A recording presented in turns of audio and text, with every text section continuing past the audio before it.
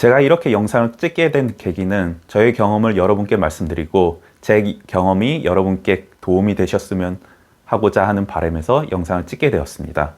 우선 저는 2014년도에 중공업 중문과를 졸업했고요. 약 6년간 3군데의 직장을 다녔고 그중 21개월을 중국 직장 생활을 하였습니다. 첫 영상의 주제로 저희 6년간의 직장 생활 얘기를 해볼까 합니다. 먼저 저희 첫 번째 직장은 국내에 있는 중견기업의 국내 영업사원으로 취직을 하게 되었습니다. 여러분, 영업이라고 생각하시면 어떤 걸 떠오르시나요? 미생에서 전화 받고 바이어와 미팅하고 그런 영업을 많이 떠오르시나요?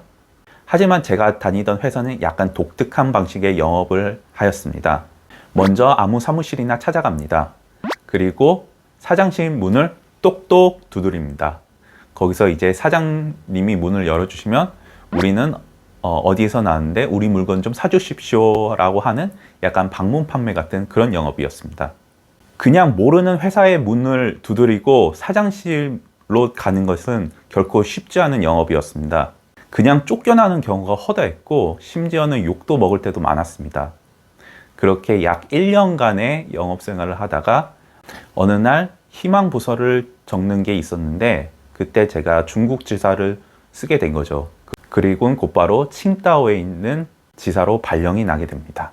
칭다오 지사에서도 크게 다른 일을 하지 않았습니다. 사무실 문 두드리고 우리 물건 좀 사주십시오.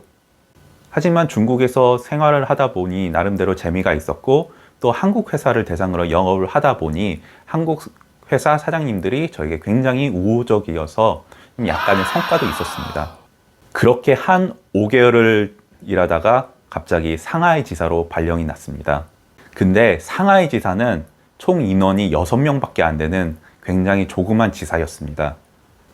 이게 사무실인지 창고인지도 모르는 그런 사무실에 있다 보니 사무실 분위기가 매우 칙칙했고 그리고 지사장의 강압적인 태도에 힘든 직장 생활을 보내고 있었습니다. 그때 또 하필 회사 매출이 워낙 안 좋다 보니까 매출에 대한 압박도 컸고요.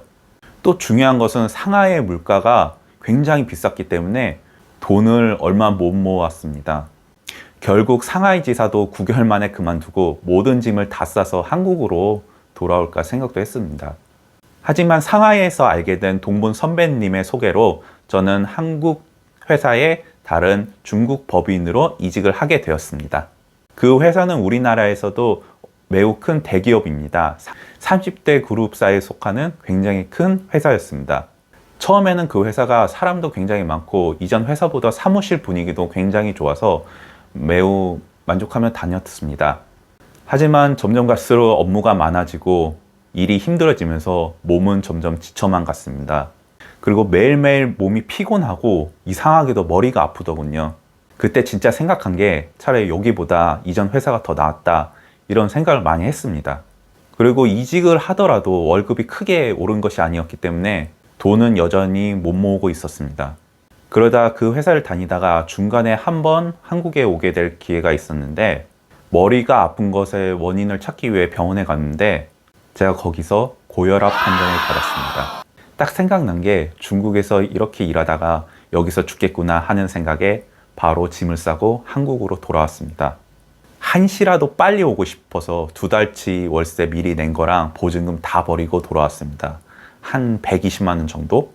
그리고 운이 좋아서인지 한국에 돌아온 지 한 달 만에 새로운 직장에 다니게 되었고 지금 그 직장을 3년째 다니고 있습니다. 지금 하는 일은 중국과 전혀 관계없는 회사이고요. 중국어를 거의 쓸 일이 없습니다. 중국어를 써봤자 1년에 한두 번 정도? 그 정도밖에 쓰지를 않습니다. 근데 제일 중요한 것은 지금 회사가 여태까지 다닌 회사 중에 제일 괜찮은 회사라는 겁니다. 중국이랑 전혀 관계없는 회사가 지금 저한테 가장 잘 맞는 회사라는 사실입니다. 그리고 회사에서 중국어를 쓰는 사람이 별로 없다 보니까 회사에서 한두 번 중국어를 필요할 때마다 저를 찾곤 합니다. 그럴 때마다 저는 굉장히 뿌듯하죠. 그래서 제가 요즘 후배들을 만날 때마다 이런 얘기를 합니다.